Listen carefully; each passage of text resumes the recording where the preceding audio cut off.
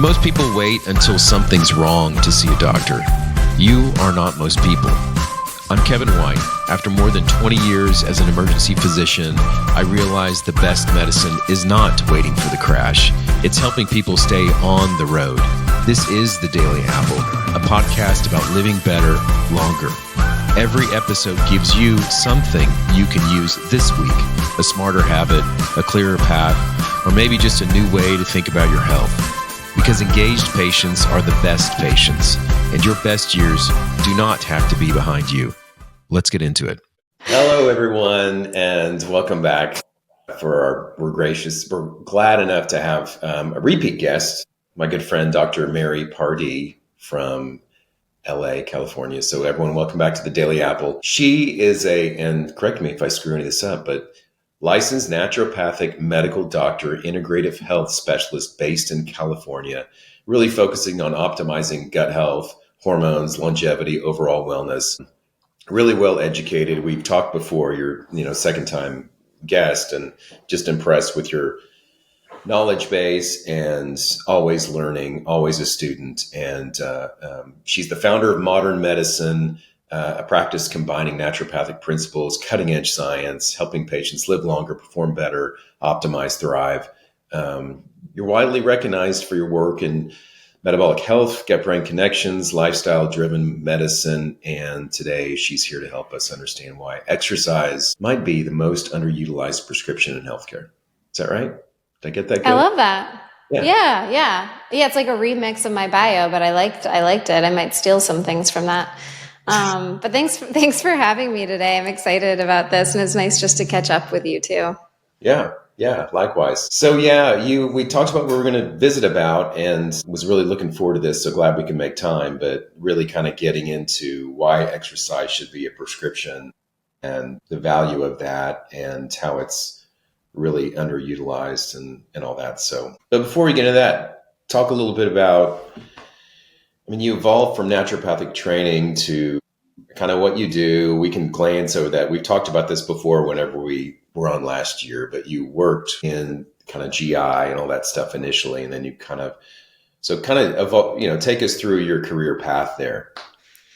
Yeah. I'll even start before I went back to medical school. I was in research for the government for a short stint, and the reason I was there is because I was going to go get my PhD in exercise science. Like, I was an exercise science junkie. Like, I loved it. I still do to this day, which is why my practice is the way it is. But I was definitely on the path of PhD. And I got a little disheartened by how the government works in research. And it felt like there was a lot of red tape and stuff like that. And I decided at some point that I did want to be clinical. I wanted to be actually implementing the things that were coming out in the research rather than just the research aspect. And I still to this day wonder, I'm like, should I go on research? Because I love it. And I love sitting with people one-on-one implementing what we do know. And so I decided to go back to school. I decided to go the naturopathic medical route because I had health issues myself and was disheartened with the allopathic solutions that I was given at the time.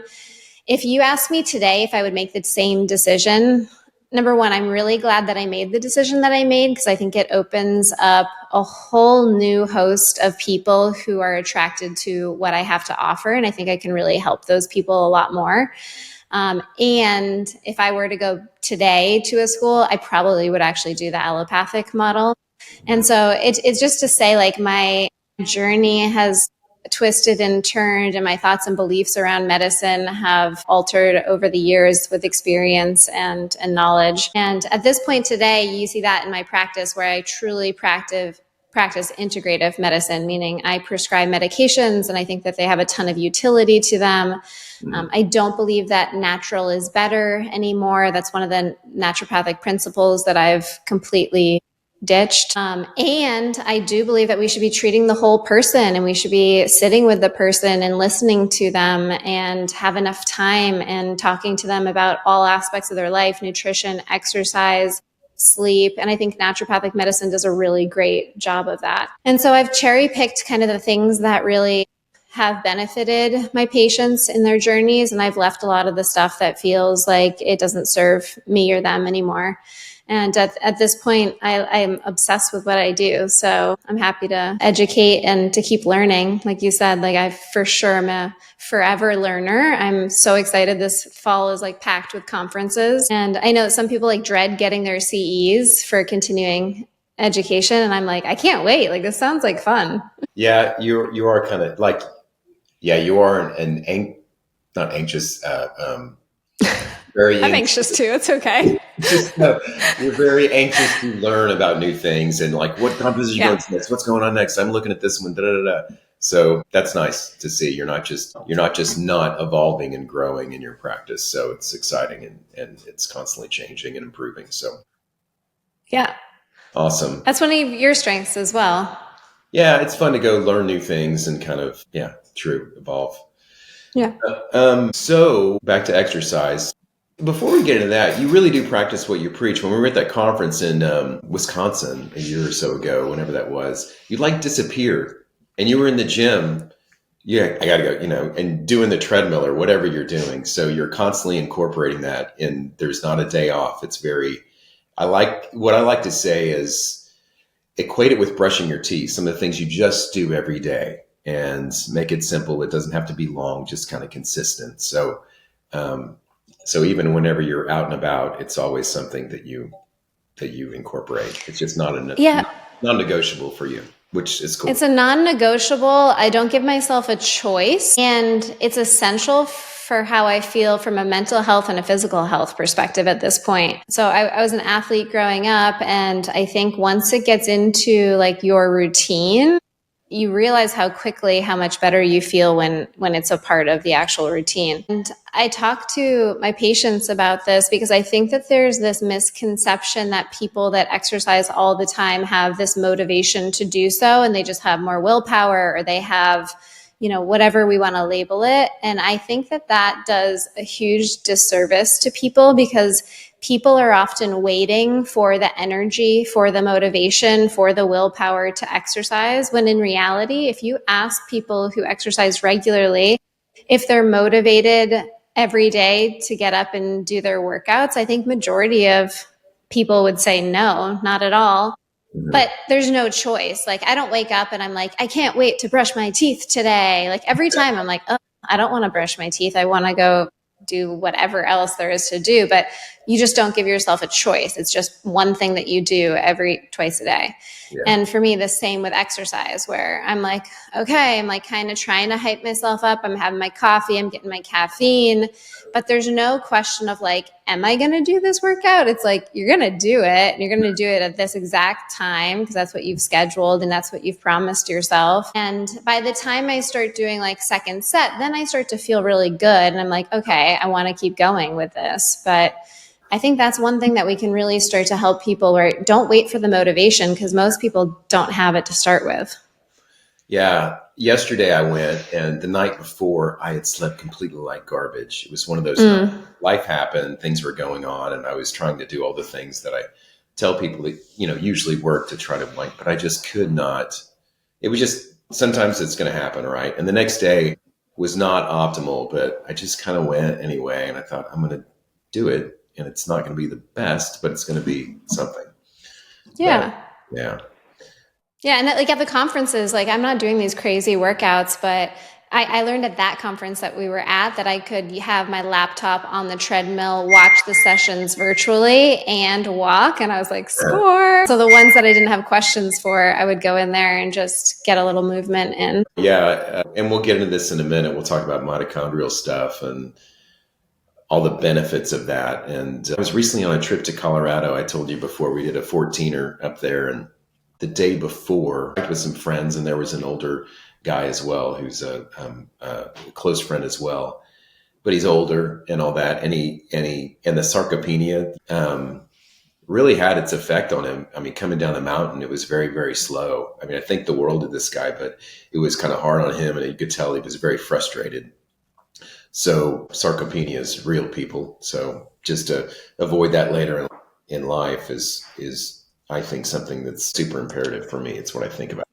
It's super important. And I don't think we talk about sarcopenia enough because I think people think it's a minority of the population. And in reality, if you're between the ages of 80 to 90 years old, it's about 68% of 80 to 90-year-olds. After the age of 90, you get up to 75% of individuals. And you don't have to be low body weight to be sarcopenic.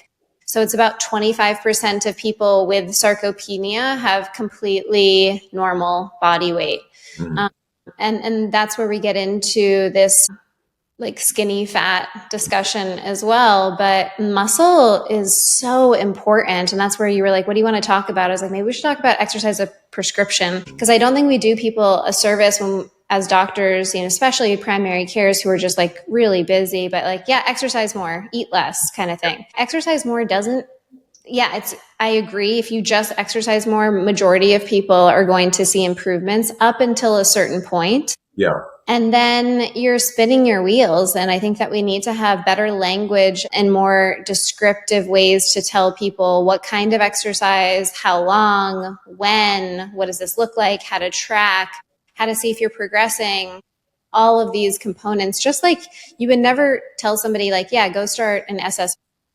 Yeah. Which one? Should I take Lexapro? Should I take Celexa? What dose should I take it? Should I take it morning? Should I take it night? How long should I take it for? When do I know to adjust my dose? And that's where I get into this idea of exercise as a prescription and how can we utilize it to really help people, because the benefits of muscle, which we should go into that. Like, why do we care about muscle? Because I think that's like the precursor to why we care about sarcopenia. So, like at home, my office is a mess, right? It's terrible. That's probably it's terrible. I can't believe I'm saying that, but it's like whenever you go to clean it, it's like, where do I freaking start? Where do I start? Yeah. Well, I know you have these people like I do. You say exercise is a prescription. How does that look like for you? And how do you get people kind of just started and flipping the switch? Yeah. Great question. This is an art. It's an art that I haven't perfected yet, but I'm working on it. And so when somebody comes into my office and they're not exercising, the first thing I do with them is I just say, what do you like to do? Mm-hmm. You like to dance, you like to walk, you like to hike, or yeah, you used to lift weights and you love it, you just have stopped. Mm-hmm. So the first thing I want to know is like, what are the things that they actually enjoy doing? And just start there at a really small amount that is actionable and realistic. Mm-hmm. And so if somebody's completely sedentary, I'm not going to tell them to start to do 10,000 steps per day. Mm-hmm.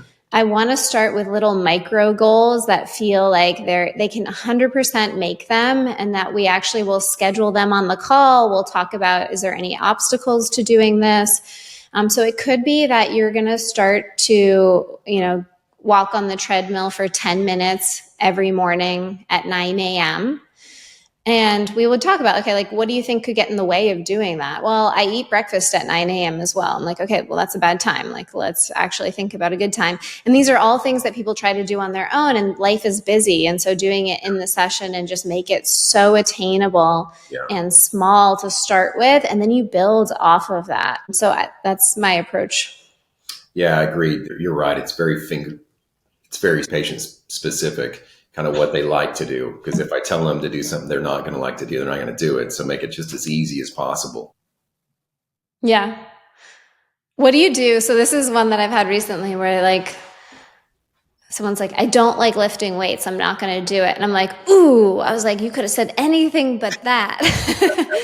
But I don't say that on the call. I'm like, okay, well, and I start with what they like to do, right? So my current approach is like, just get the buy-in of regular exercise. Yeah. But at some point, I'm going to go back to that and be like, I think it's more about education.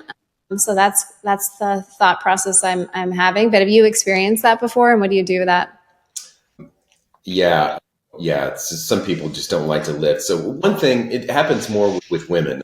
And this is generalization, I'm sorry, but maybe it's not PC, but they don't like to do things oftentimes in classes. So if you can find a core, a group kind of thing, whether it's even Pilates or something like that, to kind of introduce that. And then telling them why, when you're getting the DEXA scan and all that, why it's important to build muscle, which is, I guess, what we should talk about next, why that's actually important and why they should care. So, and then that kind of changes things. And then plus, making the connections with the right kind of trainers that's going to be, I feel like a matchmaker sometimes. Yeah, totally. A host of different trainers is like, okay, this person is going to work well with you. And so you make that right connection with the right kind of person. Because if somebody hates their trainer, that's no good either.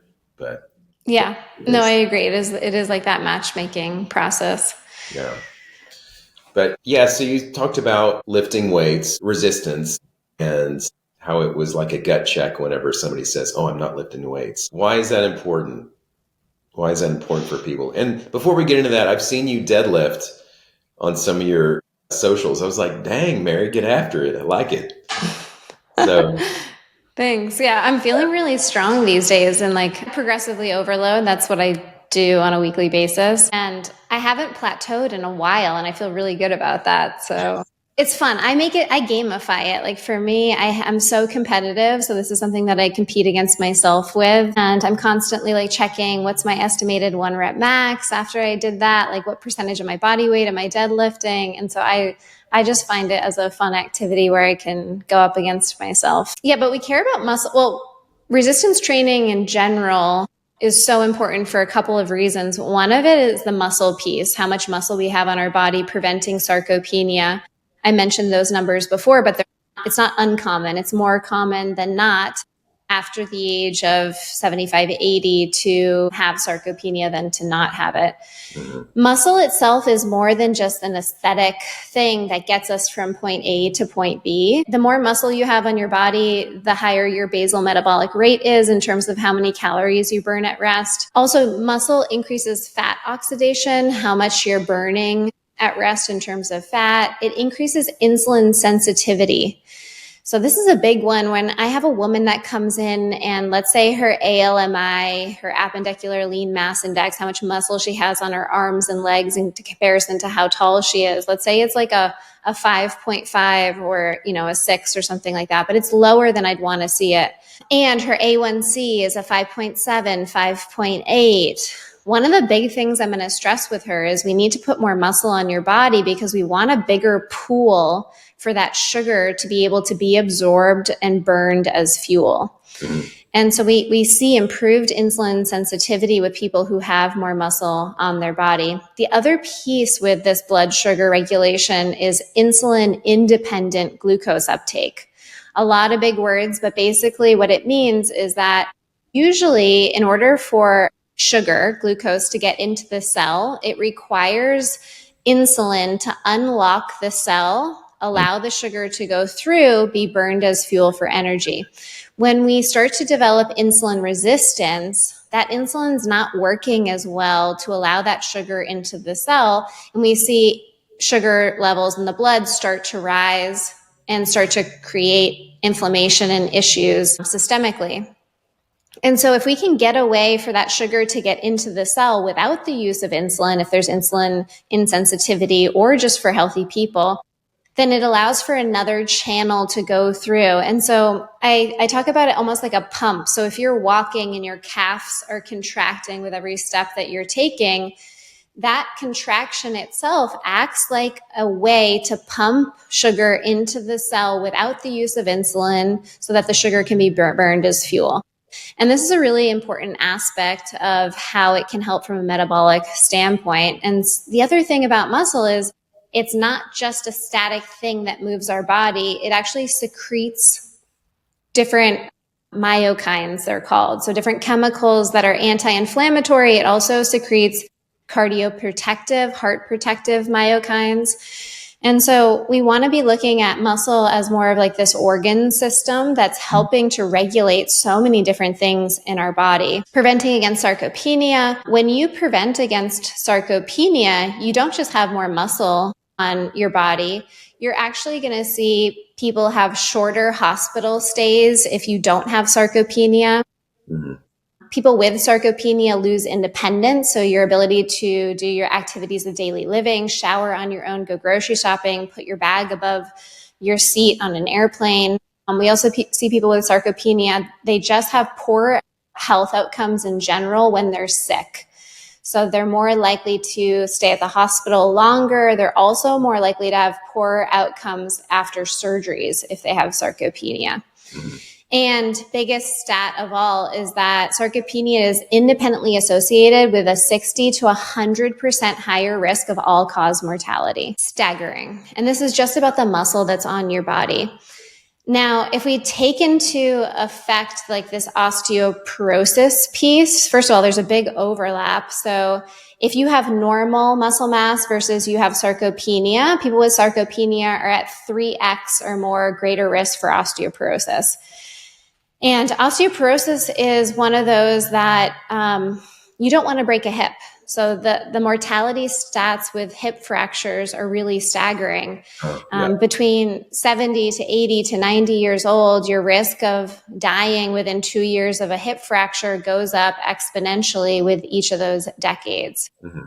And that's the other piece of resistance training is that, yeah, it's going to help you maintain, build muscle, preventing sarcopenia, but it's also going to help prevent osteoporosis, hip fractures, accidental falls, injuries, which we know are a leading cause of death as well. Right.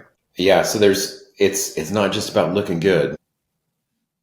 But it's a plus, but not all about it. Yeah. It's a perk. But yeah, it's that muscle contraction, like you alluded to, GLUT4 transporter activation, independent of insulin. But if somebody's, like you said, insulin resistant, just from a vein standpoint for people, if you're churning around a lot of insulin, you're packing away fat. Mm-hmm. So that's never a good thing. But so you kind of unpacked all the whys there. We should probably talk a little bit about mitochondrial biogenesis and how mitochondrial dysfunction happens later in life. But as you exercise more, your body creeps out more mitochondria for efficiency there. But do you discuss that much, or what are your thoughts on that? Yeah, it's not a common speaking topic, but I think it's super important. Like when we talk about one of the other reasons to exercise mitochondrial health, mitochondrial efficiency. So when you're doing your low intensity, long duration, like steady state, zone 2, whatever you want to call it, you're really working at improving mitochondrial efficiency, better fat oxidation at those lower intensities to ensure that those are staying healthy. You're also going to be playing around with how you process lactate as well. And this can also be a discussion point of why you want low intensity, long duration cardio, and you want high intensity, more interval like training or VO2 max workouts, because they're going to be doing different things there. And we see that at the mitochondrial level, where at high intensities, that stimulus is creating such a surge in energy necessity that we see your body will start to adapt by increasing the biogenesis of mitochondria that we have, so that the next session that we have the equipment necessary to sustain that workload. Versus when we're doing like the lower intensity, longer duration, we're looking at more like density, mitochondrial density that can improve as well. So I think all of these are fascinating, looking at like the little pieces and then zooming out in terms of what does this equate to for our overall health, which we can talk about. Yeah. You can't go without discussing cognitive decline and the activity. You talked about BDNF and myokines and all that being released, and with brain plasticity. A lot of the people are, and rightfully so, I mean, myself included, just from the genetic markers we have and being able to tell what cards we're dealt if we don't manage these things, that I've got a lot of Alzheimer's and everything in my family. Is that something you think about much, or whenever it comes to muscle? Because I was reading, that myokines get released, BDNF happens, there's been studies where they have people exercise and cognitive decline improves significantly. So I just think that's fascinating. Yeah, women in midlife who have a high level of cardiovascular fitness and exercise regularly have an 88% lower risk for developing dementia compared to those with even a moderate level of fitness activity. Mm-hmm. So the more fit you are, the more benefits that we see, even when comparing, like this is comparing moderate level to a high level of heart fitness. Mm-hmm. So I think that's staggering. The other one is that there was a meta-analysis that was done, and they looked at, I think it was like 16 different studies, and they saw a 28% reduction in overall dementia and a 45% reduction in Alzheimer's disease among those who were physically active compared to those who were less active. And they controlled for a lot of variables that you would see with like the healthy user bias in that as well. And so they were really tying it a lot more to the physical activity piece. And it makes sense from a mechanistic standpoint. So you touched on BDNF, brain-derived neurotrophic factor, Yeah. our ability to create new neuronal connections when we exercise. Yeah. I like the analogy of when you're younger, you have this window of time where you can learn a lot of skills really quickly. Like you see little kids, right? Like they're learning how to walk. Like one day they don't know how, and the next day they're running around. And so these critical windows are open for those children to learn new things. And as we're adults, those critical windows close. And it doesn't mean you can't learn, but it means that the rate of learning or the ease of learning changes a little bit. And I view exercise as a way to open up these critical windows again to increase neuroplasticity and our ability to create new neuronal connections. And I used it in medical school all the time. I don't know if you did, but like for me, if I'm studying and I was getting like really fatigued, I would drop down, do 30 push-ups, come back up and be like, okay, like I've got physical energy. And I know that's not creating a ton of BDNF, but it is creating the circulation, and it's immediately changing your mental state. And when we do that constantly at a really reproducible rate for a long period of time, that's where we're seeing these reductions in cognitive changes, increasing risk for dementia if you're not exercising, reducing it if you are. And so I think it's one of the best tools we have for preventing against neurodegenerative diseases. So you drop in P10 when you're studying organic chemistry, you just kind of, I would get so fatigued and be like, oh my, I can't even look at this page anymore. And I would go down, I was getting up to like 30 push-ups of it at a time. And because you remember school, it's like, I exercised regularly throughout school, but like I was a nerd. So I was studying every minute of every day for 4 years. And so it's like sneaking in sets and reps. I would bring my laptop to the gym and I'd study on the treadmill with my low intensity zone 2. Oh, that's great. That's great. Well, so, I mean, you've kind of unpacked the whole thing for you. I had all these things I was going to ask for you, but you just like spewed it all out. That's fantastic. There's so many, there's so many benefits now that it just keep coming out. And I mean, I've heard it alluded to like an endocrine organ. So, and it really is that. And of course, with the GLP-1 agonist, we've talked about that a little bit, but when it comes to people losing weight on those in the right kind of patient, utilizing those has been wonderful, but really following the DEXA scan and really following the body composition to make sure that we're staying and you're increasing lean muscle at the same time. And making sure we're getting adequate protein sources. Super important.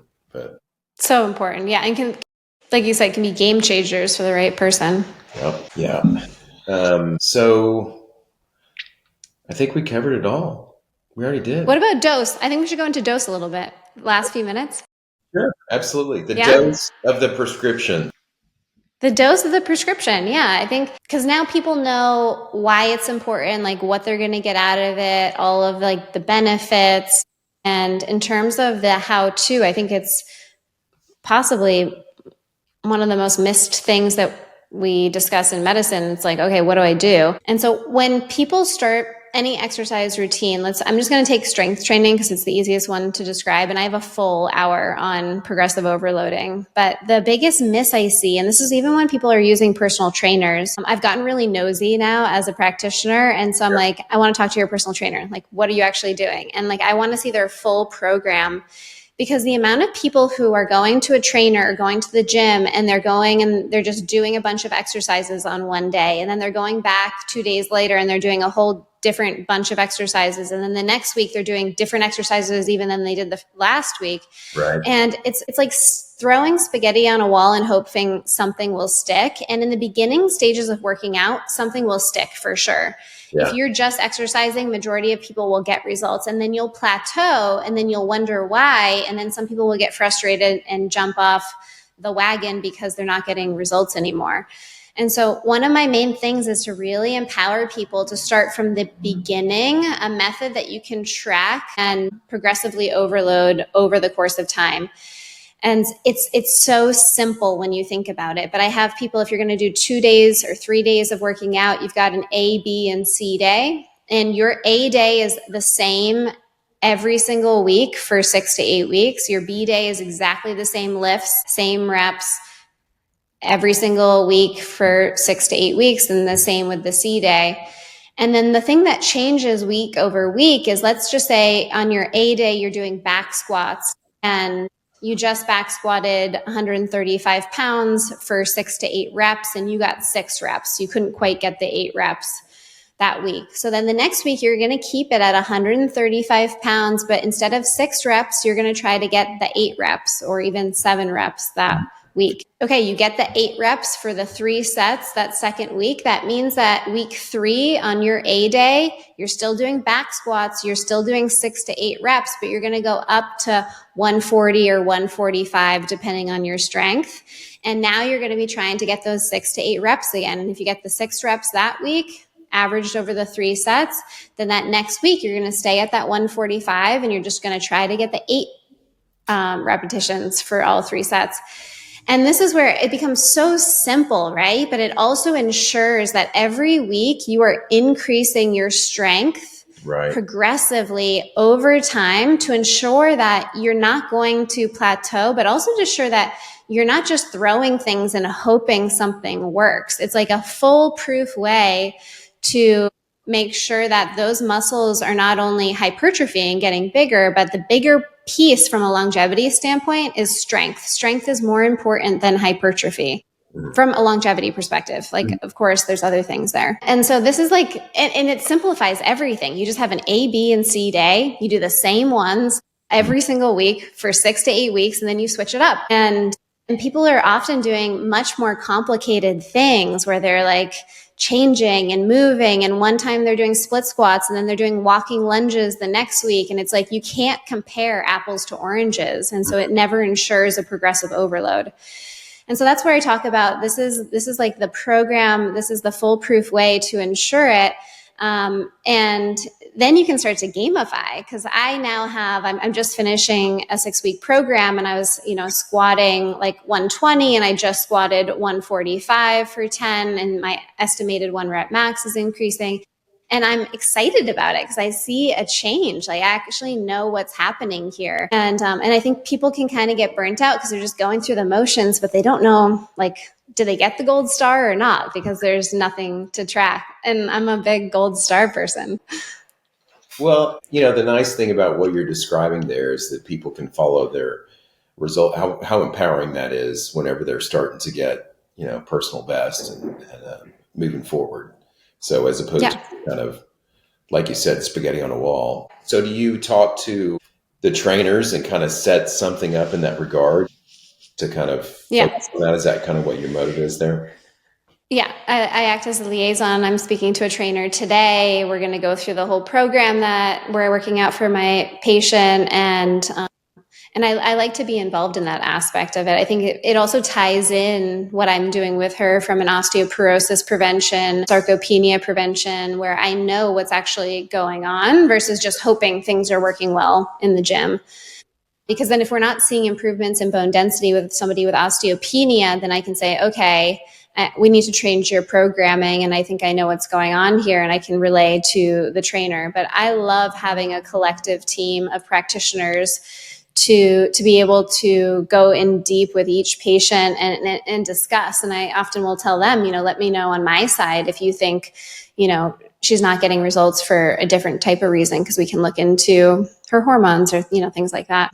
Yeah, it's been really helpful so far. And that's the resistance training piece, but you have similar things with, your cardiorespiratory level. So I do VO2 max testing, and that's a nice objective baseline. I know you guys do that too, but just to get a sense of like, where are you starting? Is this something we really want to push on? I've had patients where their VO2 max is in the excellent, the 90 something percentile for their age and gender. So we're like, okay, heart and lung fitness is really good, but that person's ALMI is 5. So it's like for a woman, I'm like, that should be majority of our focus. And let's keep the cardiorespiratory fitness up. But I want you spending 80% of your time on resistance training until these become more equal. And then we can start to split up your routine more. But this is the level of detail that I love to get into. It brings in my exercise science background where I'm like, okay, I still get to play with these things in performance, and it attracts people who also want to play with the numbers there too. But it's much different than you go to your primary care at Kaiser and they're like, you should exercise more. It's like, okay, like, well, what does that mean? Yeah. Yeah. Like I've seen people that, in my days in the ER that come in, just flagrantly new onset diabetic out of nowhere, feeling bad, peeing 5 times a night, all this kind of stuff. And they said, yeah, I saw my doctor last year. He said, you need to watch your diet. You're going to, that's it. And then boop. Yeah.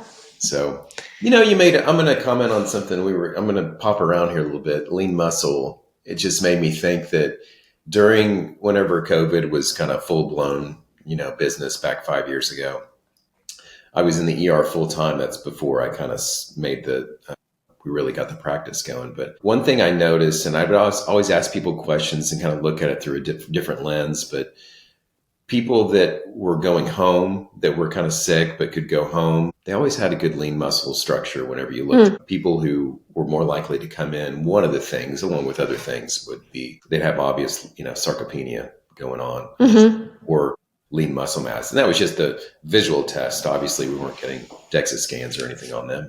So yeah, I talk about it like, currency for aging, really, money in the bank, giving you some wiggle room or resilience. Yeah, it's like a retirement account, right? Where you have something to fall back on if times get tough.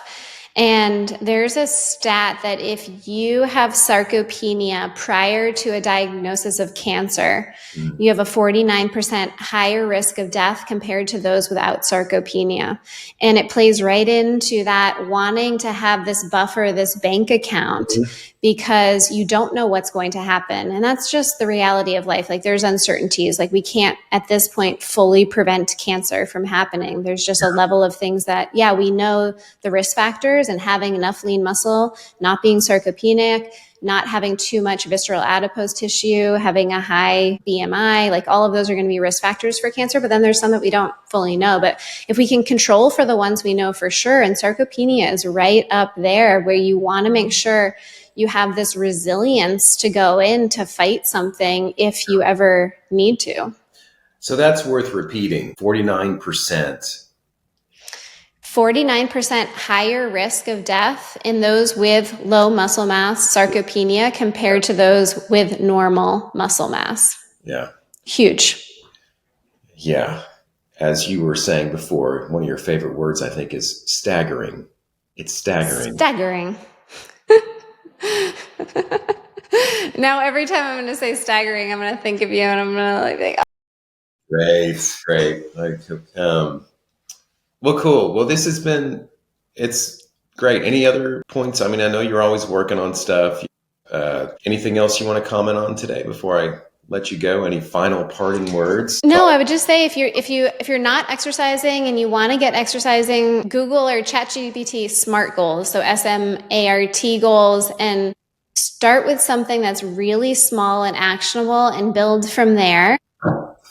And know you're building towards a certain goal. So we didn't cover it. I'll kind of go over it briefly, but the American Heart, pretty discrete goals around exercise and what people should be doing. And I always laugh when influencers are like, our government doesn't care about us. These agencies don't care about us. These agencies have very good guidelines for exercise. People just don't follow them. American Heart Association, it's like get at least 150 minutes per week of moderate intensity aerobic or 75 minutes per week of vigorous aerobic, as well as 2+ days of strength training per week. And that's like the bare minimum that they recommend that every American gets.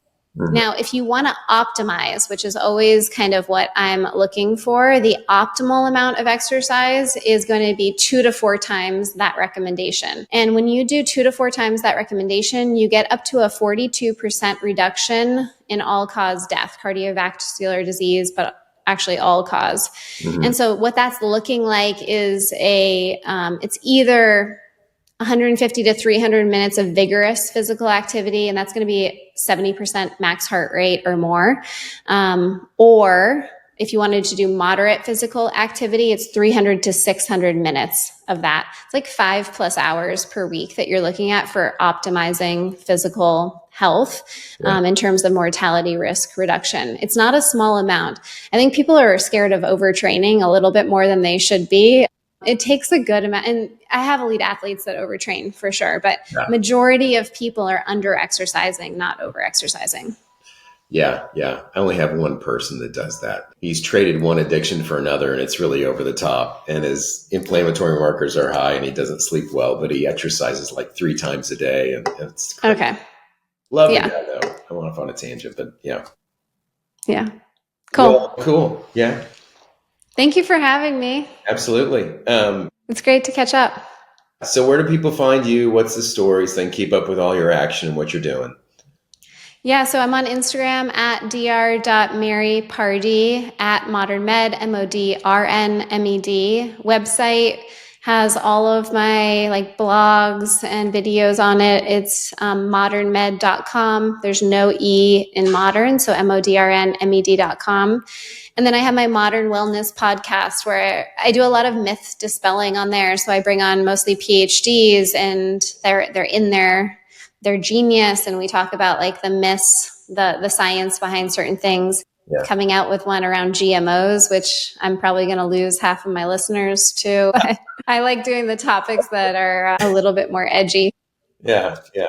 Well, it's great content, and what you put out is really solid. And there's a lot of crap and noise in this space, and so it's fun and it's well done. So it's always been fun to follow over the past few years. So yeah, right back at you. I like what you're doing over here, and I'm just so grateful to be on and to see you.